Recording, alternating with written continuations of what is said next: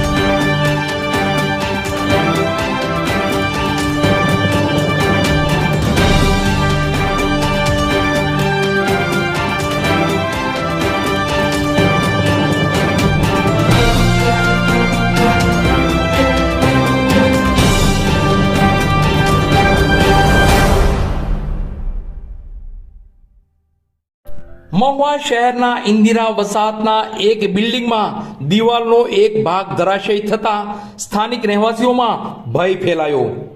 તંત્ર દ્વારા યોગ્ય કાર્યવાહી થાય તે જરૂરી છે, અન્યથા મોટી દુર્ઘટના ઘટશે. મહુવા શહેરી વિસ્તારમાં કુલ 5 સ્લમ વસાહતો આવેલી છે અને એમાંની એક ઇન્દિરા વસાહત છે. આ ઇન્દિરા વસાહત મહુવા શહેરના જનતા પ્લોટ ખાતે આવેલી છે અને આ વસાહતોનું નિર્માણ થયું તેને આશરે 6 દશક કરતાં પણ વધારે સમય વીતી ચૂક્યો છે. આ વસાહતો હાલ એકદમ જર્જરિત છે. તેમાં રહેનારા લોકો જીવના જોખમે વસવાટ કરી રહ્યા છે તેવું દેખાઈ રહ્યું છે અને છેલ્લા 25 દિવસમાં આ વસાહતોમાં 3 દુર્ઘટના ઘટી ચૂકી છે.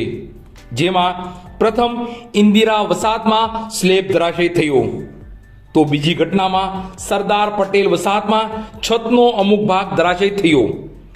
ત્યારે ગઈકાલે વરસાદને કારણે ઇન્દિરા વસાહતના 39 નંબરના બિલ્ડિંગના પાછળના ભાગે દિવાલનો એક ભાગ ધરાશાયી થવા પામ્યો છે.